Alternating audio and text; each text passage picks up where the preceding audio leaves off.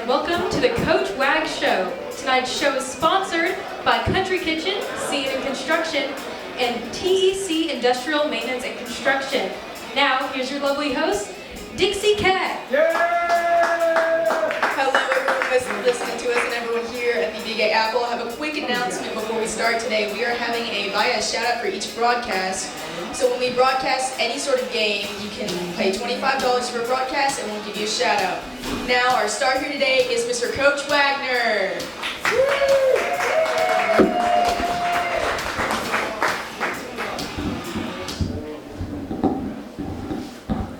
Hey, Coach Wagner, how are you today? How you doing? How you doing? I'm good, how are you? Doing well, excited. Had a wonderful day of practice today. It rained on us quite a bit during the day, but you know, if it ain't raining, it ain't training, so it's good.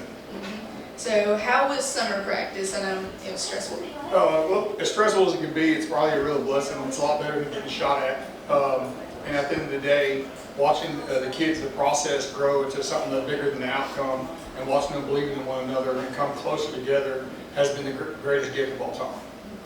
So could you maybe give us an idea of what summer practices look like what times are practice, what was the energy like? So in the summertime, we started our practices at 8, where we asked our kids to be 15 minutes prior. So 7:45, we'd take roll, we'd knock it out. We're in the weight room for an hour, and then we'd flip. So we have 2 different groups, so 30 and 30.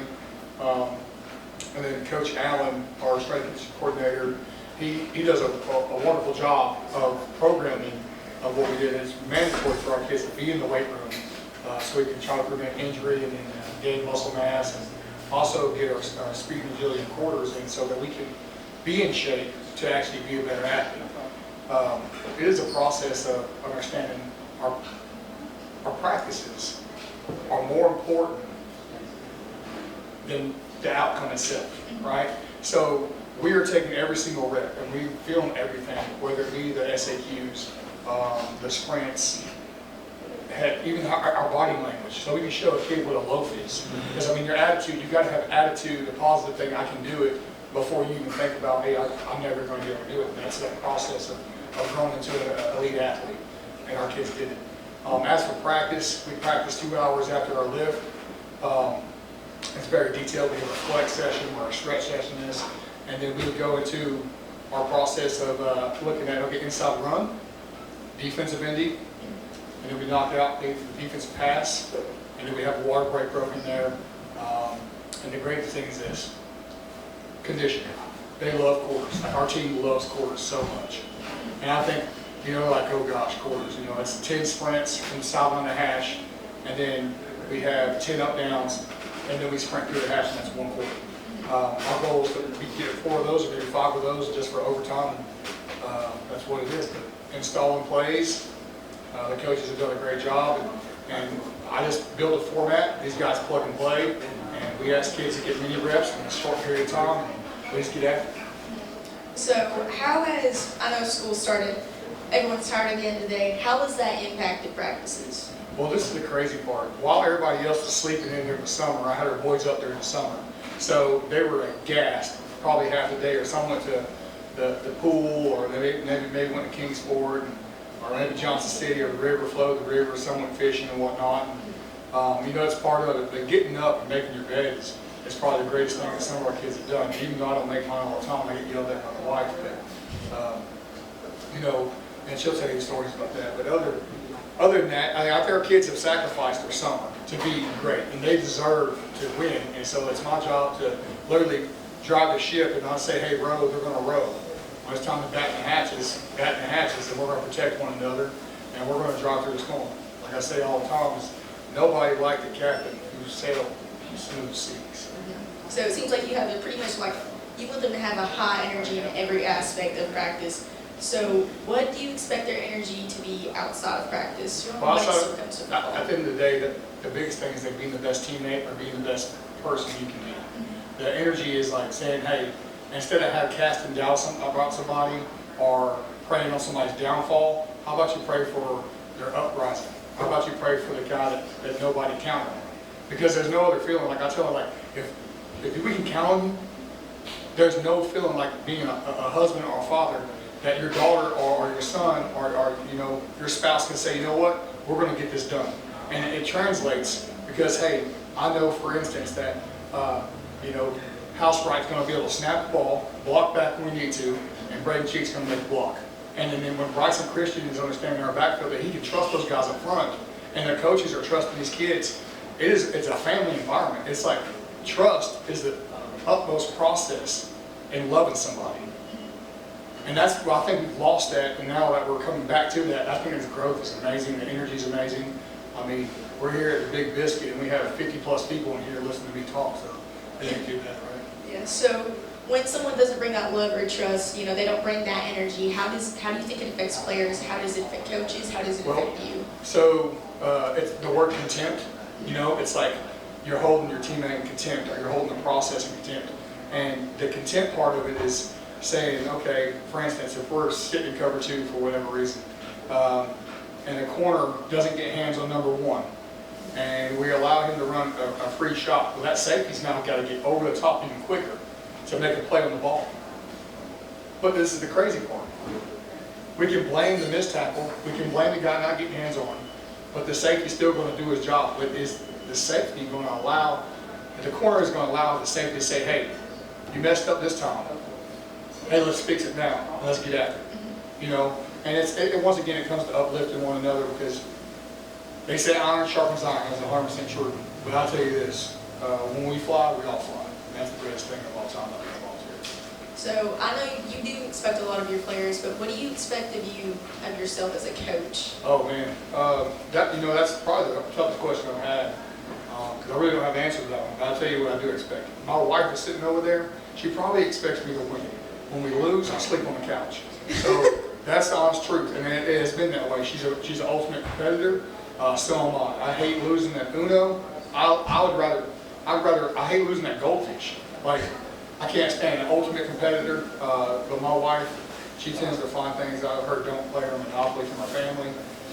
So that game's banned in our house. So I look at it like this. My expectation of myself is to figure out how to navigate when the waters get rough. Because there's going to be adversity, right? And it scares me, because we've seen nothing but great things from our kids in our program and the community itself. And when things get rough, what's it going to look like? What's it going to look like when something goes bad? How are we going to respond to it, right? You know, you have the event, the response, and you got your outcome. How we respond to it is probably the greatest thing in our minds right now, saying, hey, you know what, I can do all things. And that's what I like about, like I said, expectation. And speaking of rough parts and getting through hard waters, so we have a lot of naysayers against our team, against you, just against our whole football program in general. What do you have to say about that? Well, I'll be 100% transparent. I've never given a naysayer a $10 ticket to the game. So they can pay that price to naysay me all they want to, and naysay the kids. But most of them never caught a pass. Most of them never woke up at 6 a.m. And most of them have had everything given to them. And the ones that have, to talk bad about a kid trying to do something, or talk bad about a coach trying to do something, especially in public school ball, East Tennessee, in the greatest region, in the greatest state, I honestly feel that ticket price, I would love for them to pay it to naysay, because like, if you pay the ticket price, you have an opinion. I think you're in right to an opinion. Yeah. You know, I mean, I'm a Saints fan, and I wish I could go to the Saints and say, you know, why did we draft so and so? How many of us do that, right? Yeah. And we all have an opinion, and it's okay. Yeah. And so, because there's a lot of naysayers, how do you expect your players to? How do you want your players to respond to said naysayers? Like, they come up to you, your players, like, well, Coach Wagner's this, Coach Wagner's that, you know, your football team sucks. Yeah. What level of expectation do you have of your players to respond to that? Well, it was like that when I was in school a long time ago. It's been like that everywhere I've been. There's always the 10% that are always going to deny. Yeah. The great thing is this, is having each other. I don't ever expect my players to be like one-on-one by themselves. Obviously, if they're home or whatnot, but we have a buddy system. Hey, hang out with one of your teammates. Try to somebody asks them a different question, try to deter it. But the main thing is this: we go back to batting the hatches in a row when coach asks us to row, and at the end of the day, it's okay for other people to have opinions about us. Yeah. That's who we are. We're all different, and that's what makes this the ultimate sport in my eyes, is because you have 11 guys and there's one football. One guy don't do his job, you don't move the football. That's right. That's honestly, and that's how life really works, and that's how you stop opinions. Silence them. It's okay. So, how do much does our offense and skills-wise, or in any aspect, differ from how it was last year? Well, I'll tell you what's real crazy. We differ, maybe not so much schematic, but skill-wise, I would say we're more developed. And that, and age has a lot to do with it, but so does the weight room, and so does the confidence and the education that we teach the kids. We're able to get board time, and we have coaches all on the same page right now. It's amazing. For instance, we have a bubble, or if we have go routes, or maybe pass pro. Our coaches work individually with those kids and really get the one-on-one time that they really need. I am blessed to have 10 coaches work with me. They don't work for me, they work with me. And we work for one another. Head coach is a title, and I may take the W and the L at the end of the day, but I've told them since day one, you're going to get the praise, and I'll get every loss on me. It's on me, because I feel like I didn't prepare. But we're able to pretty much one-on-one with our position groups and our kids and get them better. Now, once again, if you give great effort, you get great coaching. You give awful effort, you get horrible coaching. And that's the way the classroom works too. So your attitude and effort, they matter. So, second question that I just asked, but with defense in the mix. Defensively, I will tell you that we are 10 times better. And Coach Somers has done a heck of a job. And, I'll go back to the offensive side real quick. Coach Barrett, thrown into the fire, but he has Pops right there that has 30 plus years of experience of calling plays and getting after it and success. Those two guys, and then Coach Somers defensively, not having, it seemed like before I got the job, I watched film a lot, and it seemed like a lot of kids weren't on the same page. We can blame it on coaching, we can blame it on the kids, we can blame it on the noise at home, whatever you want to call it. At the end of the day, if we're on the same page, we can do it. And I honestly feel that way now too. But defensively, Coach Somers has done a heck of a job. I've said my piece about him. I've even held him accountable and say, hey, Jeremy, we got to be better at this. And I hold them all accountable. But he takes it to heart. He finds a way to get our practice plans in order. He's a guru when it comes to the technology side of okay, this minute needs to go here, this minute needs to go here, so we're on time. And not that I'm the best on-time keeper, so if we know anybody with a bullhorn and a stopwatch or a clock, that'd be huge for me at practice. Yeah. And one other thing, when it comes to players bringing drum in, now I haven't heard anything about it, but if and when it has happened, what is your reaction, or what consequences do they have to pay? Like drama itself? Yeah. There's different types of drama. I think we all have it, Yeah. There's been some days where, the worst drama is this, but we don't know that for instance, I don't go in my players' houses and ask their parents how to raise their kid. Yeah. I don't do that. I respect their space. And the only thing I ask is the parents to respect our space too. The other thing is this, is when they bring drama in, whether from the school building, whether it be relationship-based, friend-based, maybe even doing something wrong. Yeah. I hope they learn from that moment, but I wouldn't consider it punishments. I think it's called opportunity time with me. They have great opportunity time. We have great opportunity time. Like I'm here coaching the kid up. I may ask them to board push, and we're going to board push 100 yards. For instance, no cell phone policy. And the first thing they come in is, Coach, I messed up. They own up to it. Yeah. There's no reason for them to lie about it, because I'm gonna get an email from a teacher and I'm like, hey, you paid that price. And it's not you owe us now. Yeah. It is what it is, and it's not double jeopardy or anything like that. It's just saying, hey, look, I let my team down today. Yeah. I let my team down. I think it's a lot better consequence doing that than it is saying, hey, you're completely dismissed. Yeah. It gives a kid another opportunity because when we're young, we all make mistakes. Yeah. And even when we're older, we still make them. They're just bigger consequences because we should know better. Yeah. So you would rather them own up to it first than lie. 100%. Like, 100%. Yeah. sense. So I have a quick follow-up to earlier about skills and whatnot. Yeah. Is there anyone specific that you've seen like dramatic growth in, or just like the team as a whole? Well, I'll give it a few shout outs. I got one of them here, old House Riley, at center. Elijah has a leadership badge on him. You know, if he's a video game player, you know, he's not, is he going to blow you out of the water with his stats? No, he's not going to run a 4.3 40. He's not going to bench 500 pounds. But he puts everybody in the right spot on the offensive line.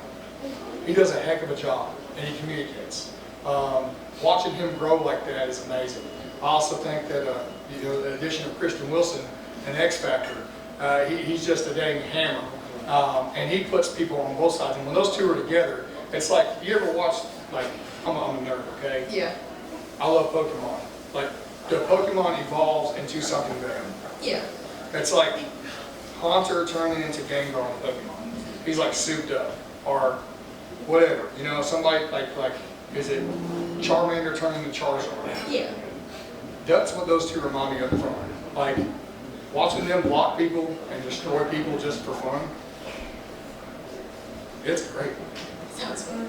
Oh yeah. Okay, so a lot of the players that I interviewed on Media Day said the team is more like a family now. How do you think you had impacted that?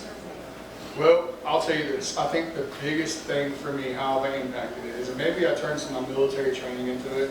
And shout out to all the veterans out there, and you know, they're a big piece of me. You know, in the military, well, in the Army, I served in the Army, and I just kind of like, you go to basic training, they shave your head, they give you everything you need, just your basic necessities. Well, football is very similar that way.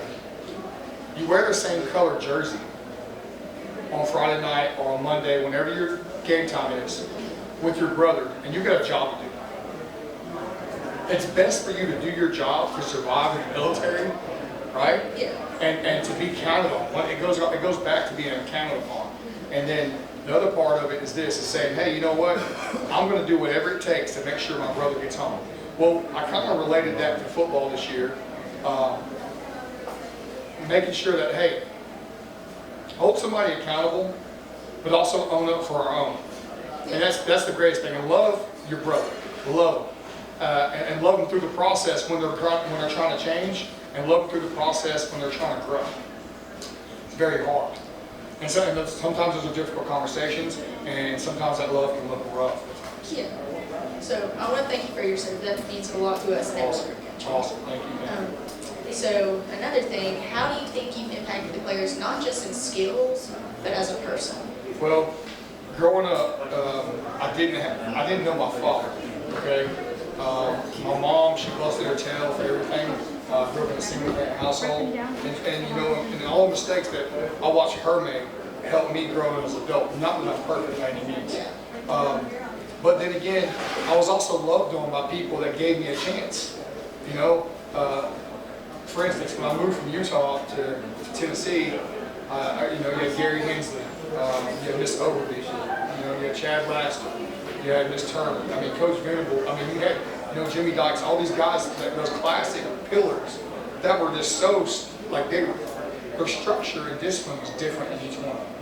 And what I didn't get at home, what I got from them, it's okay to be different as long as you have a set of standards, but understand the standards is minimum.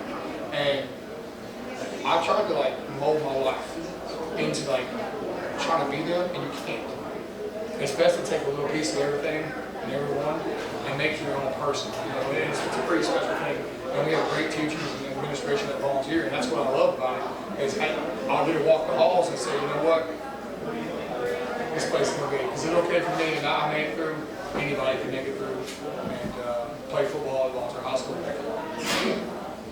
So, speaking of, you know, people at volunteer, how do you think you impacted the school and people outside of football, you know, other sports, other clubs, the school in general? Well, the one thing is they know that they have support from not just me, but the football program, and then also having that discipline, and like I'm willing to sacrifice like whatever it might be.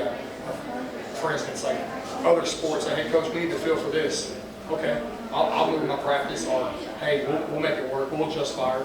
Being able to adjust and adapt to other admin or other teachers and other coaches and then the kids itself is like, hey, Coach Wagner, he may be rough or he may be tough, but you know what? If I need something to eat, Coach Wagner's going to feed me. Hey, you know what? I need some clothes, Coach Wagner's going to find me. They know, because I mean, at the end of the day, they didn't hire just a football coach. They hired somebody that cared about the community. And I absolutely love the opportunity because I believe that every kid deserves a chance. You know, you guys only have 4 years of high school to be a kid, and the rest of your life will be judged by the people. And I think sometimes that we kind of overlook that.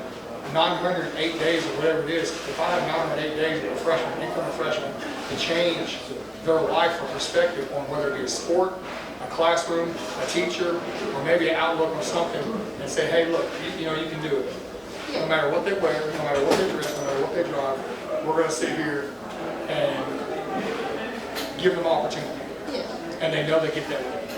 And me personally, I think that's what makes you such an amazing coach, an amazing person, is you've been through a lot, and when players come in and you don't bash on them like, well, I did this so you can do this real easy, you're sympathetic towards them, you're nice, you're considerate, you know, you're not only to players but to the community. And I think, me personally, I think that's why you've had such a big impact on us. Well, our roster's now, I think, dang near 70, I think. So when I first got the job, I was told, you know, some naysayers, oh, you're only have about 20 kids, I don't know why you're here, or whatever. It's kind of crazy. I'll bring it up, and I'll write these comments in my notebook, in my journal, and all the negative. But you know what's crazy? I'm sitting here at the Big Biscuit, and now this room is growing up dang near a little more than that. My mother-in-law's sitting over there smiling at me, because she probably thought I was a loser too when I proposed to her daughter, but other than that, all right, she's over there looking at a cinnamon roll, not even paying attention. But it's you know, it's an opportunity. Here I am in Mount Carmel, Churchill, Hawkins County, and I get to see my friends. I get to see some of my family. It's an amazing opportunity, you know, and I appreciate the comment. Like that makes my day. You know, it's really good to hear kids that say, you know, Coach Wag, you can do it. Because that's not your birth date or your death date. It's the dash that you have. That's more important. Is your legacy that you leave behind, because we're not always going to be here. So I'll try to take advantage of everybody.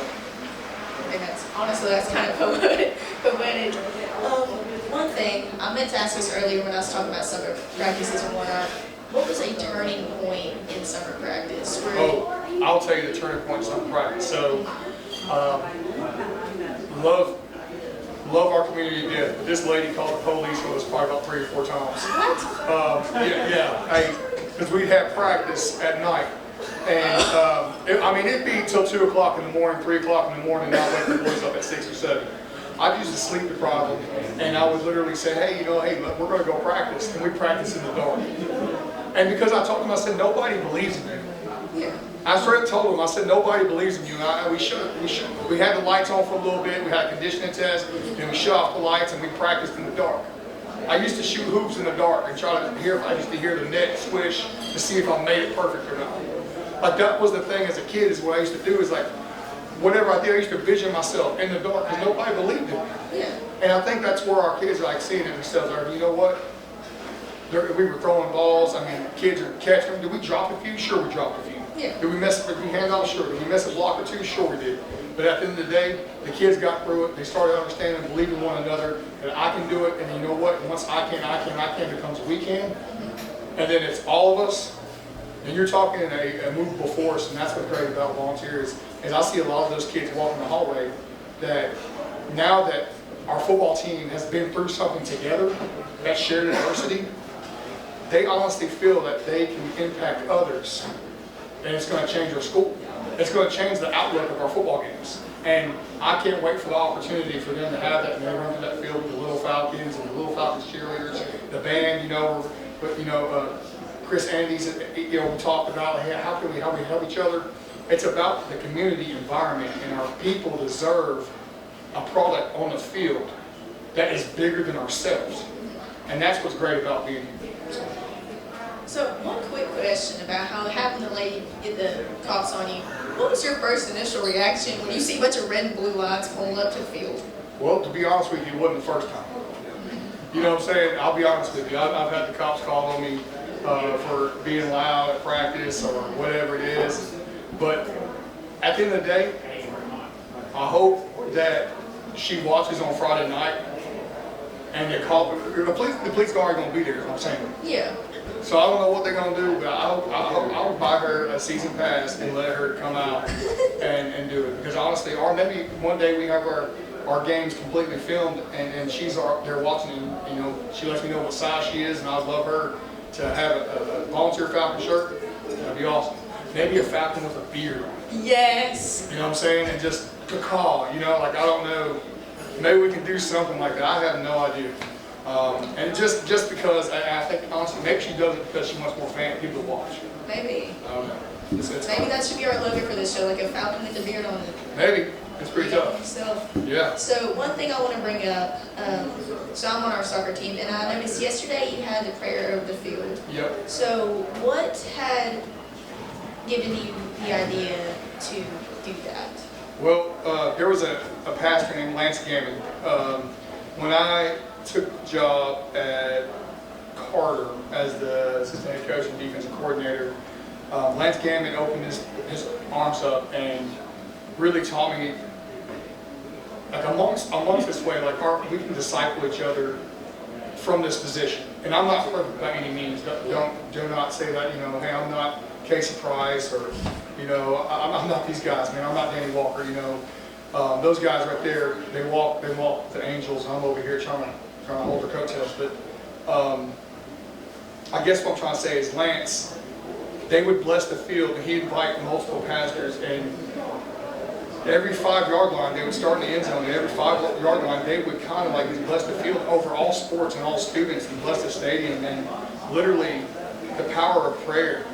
You know, once again, if something goes bad, the power of prayer, that's what we go to as Christians. And we got to love one another, and, you know, and at the end of the day, he's bigger than us. And Lance taught me that he's bigger than us, and that it is always, always important.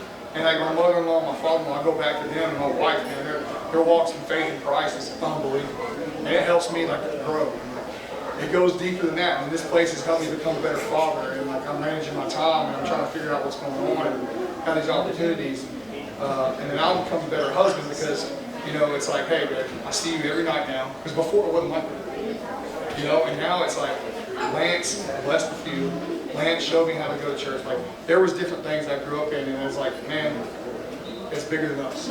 So that's why that whole thing, and I will always carry it everywhere I go. So, our Lord is definitely very important to you, and it's definitely had an impact on all of us, because you already have an impact on us, so that gives even more of an impact. And I want to thank you for that, because we did end up winning our game last night. Well, hey, look, I know I was there, I watched it, you guys won 5, is it Neil?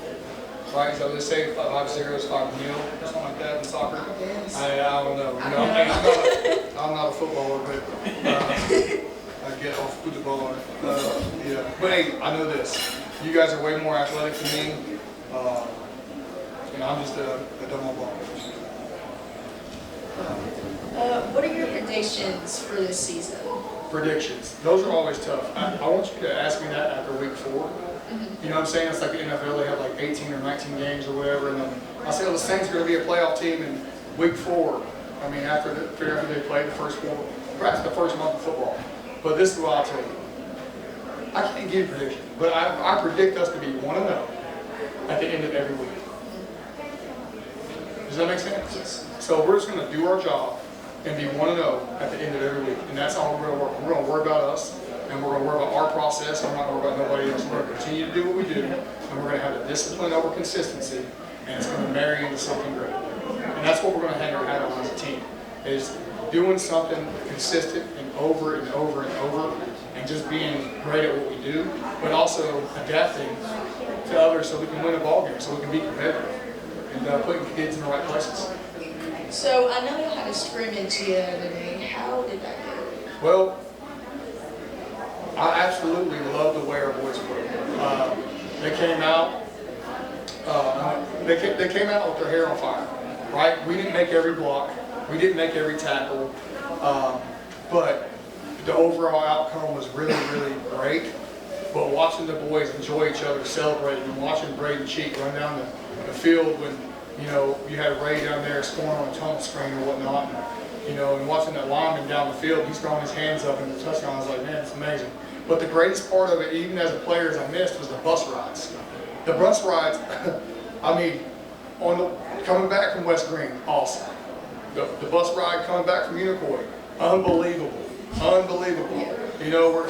These boys are over there celebrating, loving one another. They're singing songs. I felt like it was part of the Remember the Titans, when they come back from camp. And it's like, oh man, hey, what's going on? That's exactly how I felt. Yeah. I really felt that way. And I was like, man, it kind of, some people are like, man, I don't know what the heck's going on. And, volunteers looking good, coach. And I was like, man, thank you so much. I said, it ain't me, it's the kids. I mean, these kids deserve every single bit of credit. The coaches do. Now, I'm just maybe a guy that has a plan, or maybe I'll hold the cattle prong to get them along the way. Because it's hard to show up and do something every day consistently. And then having that discipline about it and saying, I'm going to be about it, it's pretty tough. So they brought the energy and discipline that you had expected of them. 100%, because my expectation is them to be competitive no matter what. And I think there's, Robert Salah said it when he was with the Jets for a little bit, is he said there's 4 types of competitors, right? You have their survivors, they're just going to do anything just to get by, right? And then you have another group right above them, I think was pretenders, that would just do something just to get the gear, but they wanted what they wanted, and they were there. They would only get their maximum effort if they got what they wanted. But if they didn't, they're just pretty much not. Then you had the contenders, the guys that have championship mindsets that do whatever it takes. But then you have an X factor at the top. He makes every single one of those people better by putting them right next to him. He makes them better all around. The offense, the defense, whatever position the group he's in, and they make it. That's the ultimate leadership. You either got it or you don't. And that's a conversation that most people don't want to have. You know what I'm saying? Because like the leadership talk, it's like, okay, well, Jerry, why are you to do this? Well, sure I did. Well, I'm going to love a kid harder than you, Well, real quick, we have some questions from some people we have here. We have an anonymous. How do you feel about the Volunteer versus Cherokee game? Well, that's a really big one. Once again, I feel very confident in everything we do, but I'm going to worry about Daniel Boone week 1. Like Cherokee, love them to death. I think Coach Hensley does a great job down there. They do such a wonderful job, man. They get their kids running hard to the ball, and they work out hard. They do the same things that we're doing. It's just I'm trying to play catch up to them, and that's the thing is I'm trying to get after them. They're a great coaching staff. I mean, heck, they could all be coaching the NCAA, and they're just really good. They're ecstatic. I mean, I'm excited to play that game and get that energy and that feel back. 'Cause at the end of the day, Josh has done a great job, and we're over here playing, just trying to play ball and catch up. So we have another one, and it says, what's the biggest redfish you've ever caught? Oh man, 61 pounds, man. Yeah, 61 pounds. It was a hammer. It was actually this past, let's see, it was this past Christmas, yeah, I caught him off a rig. It's pretty nice. It's my favorite fish to catch. Now we have one from Bryington. What is your favorite moment of coaching here? My favorite moment of coaching here, to be honest with you, when Coach Barrett got made fun of by Jameson Mao during our talent show. I didn't know Coach Barrett had a TikTok, and they were trying out cookies or something. It was like probably one of the most funniest things. I'm sitting there, and I mean, it's like, really, Garrison?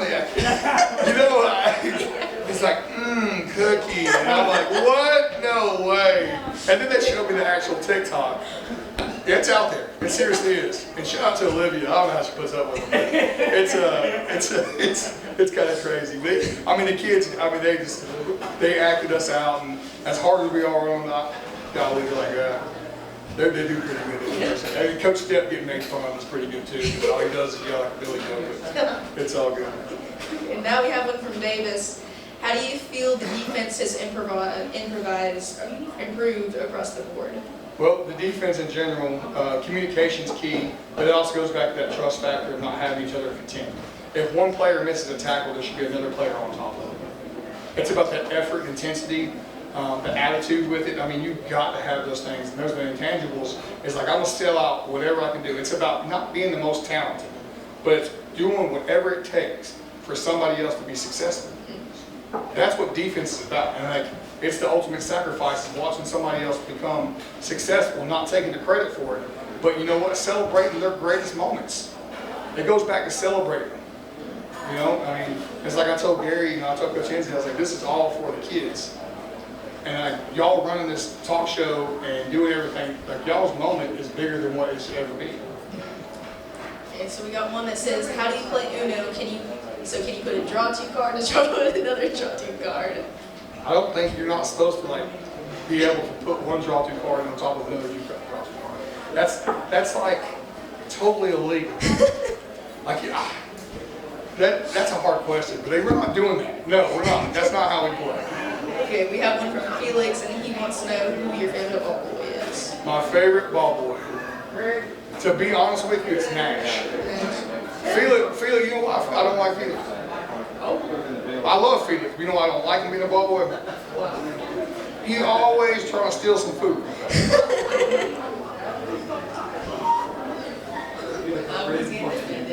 Okay, and our last one for you today is, what do you hope to see your players do once they graduate from volunteer? Oh, I want the invitation to the graduation for school, like obviously college, or whatever they decide to do. Like if they want to be a welder and they want to go to TCAT, I want their graduation. Like I want to see them become more successful. I want to see them be successful in their marriages and like have kids. I'm not a big baby shower guy, but my wife will send something. You know what I'm saying? Like, I have an invitation to a wedding this year from Caleb Daugherty. I was at Carter. He already served in the Marine Corps and everything else. And I'm like, dude, I'm getting old. You know what I'm saying? Like, you realize you're getting old, and you're like, dude, I got guys that they're playing in the NFL and they're doing this, and they're watching. Oh, I got guys graduating college, and you realize the older you get, the faster time goes by. The main thing is this: I want them to be a better husband and father than I am. And then, whenever something hard happens, don't hesitate to not call me. My number will never change. It's been like this for a while, and I just want them to be successful. That's it. Well, thank you. We have some time left, so if you want to call another coach up here. Yeah, I'm going to send Coach Barrett up here. Maybe he can explain that cookie situation to you a little bit longer. But I wanted to give a shout out to Big Biscuits here, and then also the sponsors that sponsor the radio show. What an amazing opportunity here, and you guys, for our class, and Gary Hensley putting this all together, make sure that we just, you know, take it over the top. I want to say thanks, Dixie, for that. Well, here's So,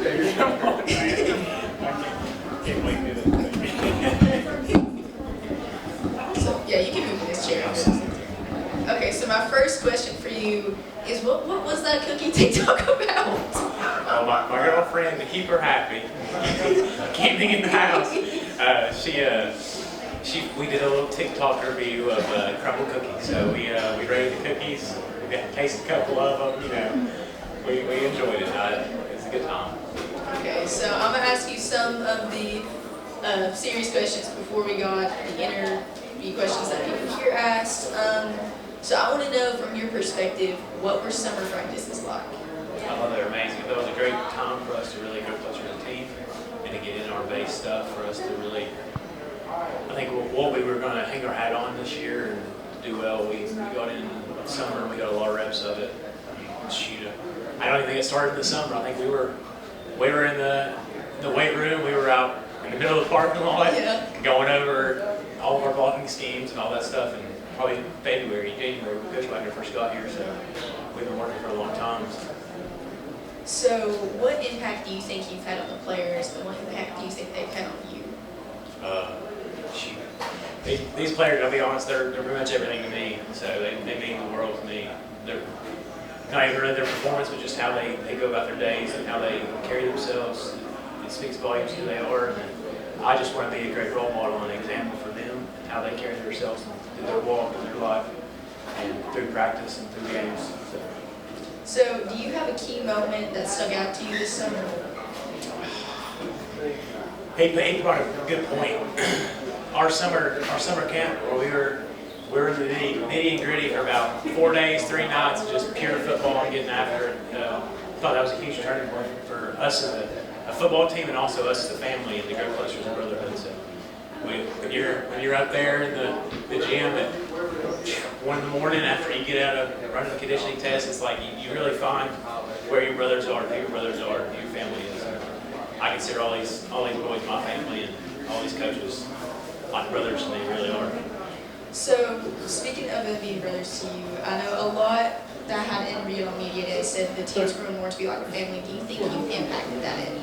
I'd like to think so. I like to, I don't know, view myself as just a good uncle or a fun uncle of the group that get out there and we enjoy it. We have a good time with it. And I like to think so. I like to think every day we should kind of put our heads down and get closer together and get better fools. So another one that I have asked you, I'm going to ask you is, what do you have to say about the naysayers and how they're dissing on our team, dissing on our coaches?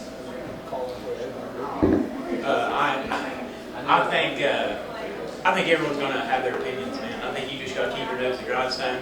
I know when I was in high school, I think nobody around here wanted to see me start as probably a freshman or sophomore or play at all. I mean, I wasn't worth a darn anyway, but it just continuous work is, I think, what proves the doubters wrong, proves the haters wrong, is what we put out there and us continuing to work.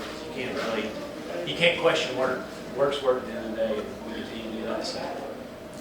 So I'm going to ask some of the ones that we had some people ask. Actually, we have another question we just got. What would you say to someone who's considering buy a season ticket? Why should they invest $60? I think that someone should definitely invest $60 in our season tickets, because we're going to be a show on turf, really. I think we're going to let it rip. We're going to play great football, sound football, and we're going to be really good at it. I think we put a lot of work into it, and the community, I think, is starting to support us and really get behind us. And I think that'd be a great way to put your foot forward and to get in the games and just to watch what these young men and us coaches have done to further them as young men and also football players. So, I know one thing. The one senior that I had interviewed on media today said that he really wanted a winning season because he didn't have any the years that he's been here. Do you think we will be bringing that to him this year?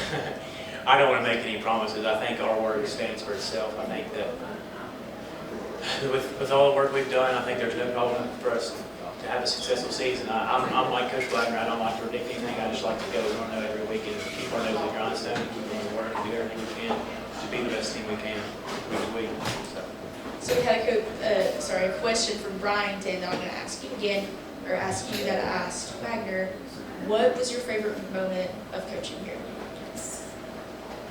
My favorite moment, man, it might be some of these dinners with Coach Wagner and him frying me up a little bologna, I guess. I don't know why I enjoy it. Pop's wife, Lisa, makes probably some of the best food I've ever had. He smokes some of the best bologna I've ever had, so those are great moments. Those are always great moments. I may be a little small, little scrawny thing, but I do like to eat, and they probably would have tested that as a coaching staff. So. Yeah.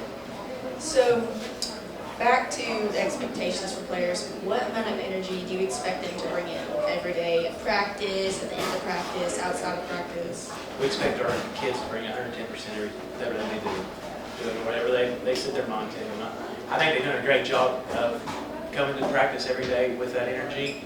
And then I think we've also started the year off bringing that energy to class and really tackling the classroom the same way. So. Well, I want to thank you, Big Biscuit, for letting us host this here, and now I'm going to hand it over to Mr. Joe. First off, we'd like to thank all of our sponsors again, Country Kitchen, Scenic Construction, and TEC Industrial, for allowing us to do amazing events like this. And thank you all for coming out. We will be here every Wednesday at 7 p.m. to 7:45. So please come out and see us and keep on supporting shows like this.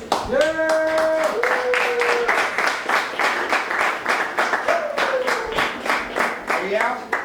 Kill life. All right. Good job, everybody. Do not leave.